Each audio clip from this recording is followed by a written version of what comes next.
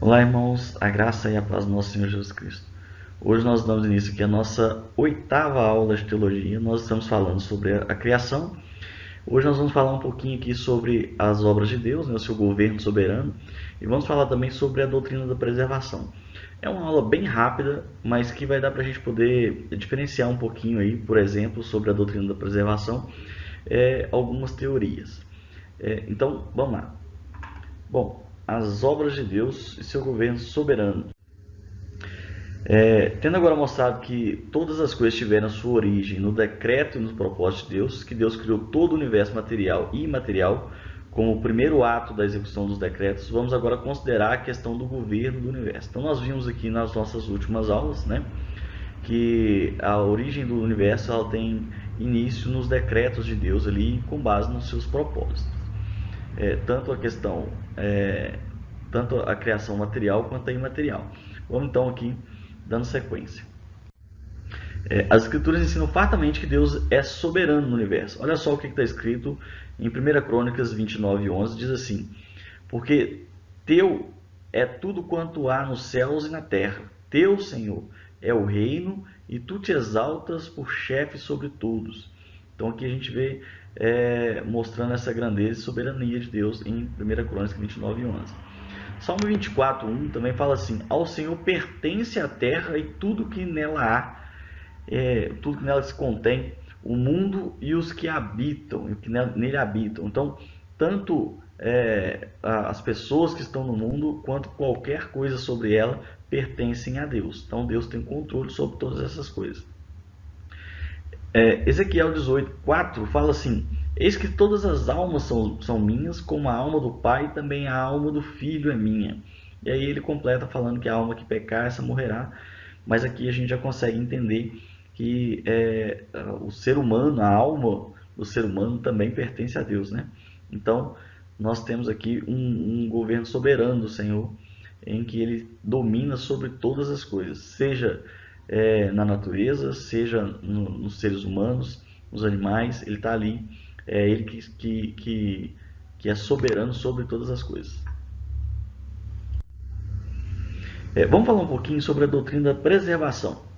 Então nós já entendemos que o Senhor ele criou todas as coisas, né? Criou pela tua palavra, ele deu ordem a todas as coisas, mas como que ele preserva tudo isso que ele criou?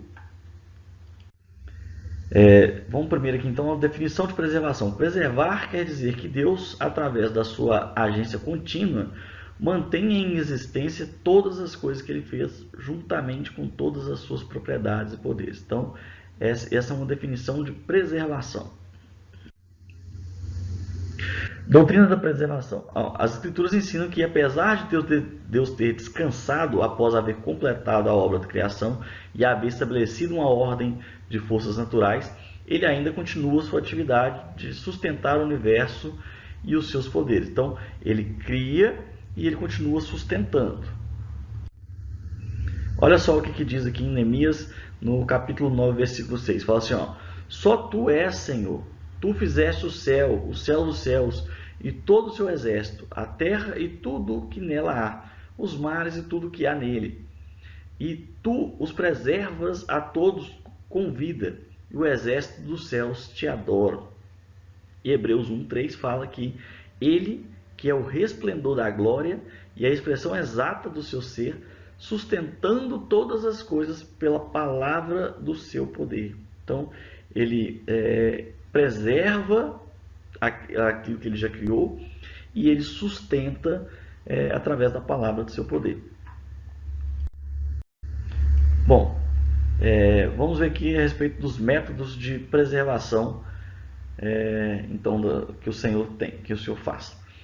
Apesar de todos aqueles que creem em Deus, né, concordarem, né, de alguma maneira que Deus preserva, né, todos os teístas eles creem sim que Deus preserva aquilo que Ele criou. Nem todos concordam que essa preservação é da mesma forma, é feito do mesmo jeito. Então, assim, concordam que Deus preserva, mas como que Ele preserva? A forma como que Ele preserva, nem todos estão de acordo. Vamos ver aqui algumas teorias, tá? Bom, nós temos aqui a teoria deísta da preservação. Os deístas, eles creem sim, né, que Deus criou, mas ele tem uma ideia de preservação. E a ideia de preservação do deísta é o seguinte, duas comparações aqui para a gente poder entender como que o deísta acredita que Deus preserva a sua criação. Primeiro a gente pode comparar ela como um relojoeiro, por exemplo, né, que fala o seguinte, ó, o universo ele foi criado por Deus e é como um relógio que, uma vez criado, continua a funcionar por si só sem interferência divina.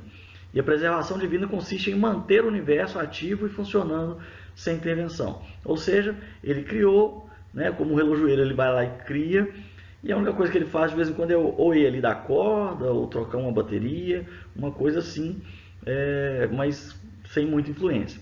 Ou, por exemplo, como um agricultor, que ele vai lá, então, né, Deus criou o universo como uma semente, e como o agricultor cuida de suas plantas, ele exercendo ativamente um papel na manutenção da criação. Então, cultivou lá, plantou e deixa para que a natureza se desenvolva e só vai lá de vez em quando para poder ter um papel ali de manutenção, alguma coisa assim. Então, essa é uma ideia deísta de preservação. E nós temos aqui ainda, então, a teoria também da preservação contínua. Nesse caso aqui, a criação ela ocorre continuamente. Então, a criação é um processo contínuo que acontece ininterruptamente desde o começo dos tempos. Então, a criação ela continua acontecendo. Deus é o sustento da criação nesse caso. Então, a criação só pode existir porque Deus a sustenta continuamente. Então, ela continua acontecendo e Deus é quem sustenta essa criação. E aqui talvez seja o problema principal, Deus é imanente na criação. Então Deus está presente na criação, mantendo em existência e permitindo que ela evolua com o tempo. Então, qual que é o problema aqui nessa situação? É porque aqui Deus é parte da criação, né? Então, sendo parte da criação, a gente cai naquela situação do panteísmo, né, que nós falamos nas nossas aulas anteriores, como se Deus fizesse parte da criação. E nós vimos já anteriormente que Deus, na verdade, ele cria, mas ele não é parte daquela criação, tá? A não ser no caso, por exemplo, do espírito, do ser humano, perdão, em que a Bíblia fala que ele sopra do seu espírito no ser humano, né? Mas mesmo assim, o ser humano não é Deus, né? E sim, ele tem ali a centelha divina de Deus nele ali, mas não é Deus. Bom, e nós temos ainda a teoria da preservação com cursos. Nessa teoria, Deus age em conjunto com a natureza, influenciando em seus cursos naturais. Então, ele cria e influencia essa natureza nos cursos naturais. Ele não é parte dela, mas ele influencia ela, né? A intervenção divina, nesse caso, ela é necessária. Então, Deus tem que agir para manter a ordem no universo, salvaguarda a criação de desastres naturais e do mal. Então, as relações em que estão relacionadas à questão do mal à natureza ou ao homem, ao caráter do homem, alguma coisa assim, essa não tem a intervenção divina nesse sentido. Não é influência divina para o mal, não é isso. Tá? Essa aí tá relacionada, essa parte está relacionada com a questão da escolha humana. Então, o homem escolheu, por exemplo, seguir um caminho mau. O homem escolheu, por exemplo, viver uma vida de caráter dúbio, por exemplo. Isso não tem a ver com influência divina. Nesse caso, tem as escolhas humanas que eles adotam para si. Então, Deus não tem parte na questão de desastres naturais ou relacionada a questões do mal em relação a, por exemplo, caráter humano, alguma coisa desse sentido. Deus não age, tá? Não influencia. E Deus age com sabedoria nesse ponto. Então, a intervenção divina ocorre com sabedoria e precisão, de forma a manter a ordem na criação sem sobrecarregá-la ou perturbar seu fluxo natural. Então, essa teoria da preservação com cursos é a teoria que mais se encaixa realmente dentro daquilo que a gente vê na Bíblia, tá? Bom, vamos fazer aqui uma comparação entre essas diferentes visões da teoria da preservação. Bom, nós temos então o deísmo, né?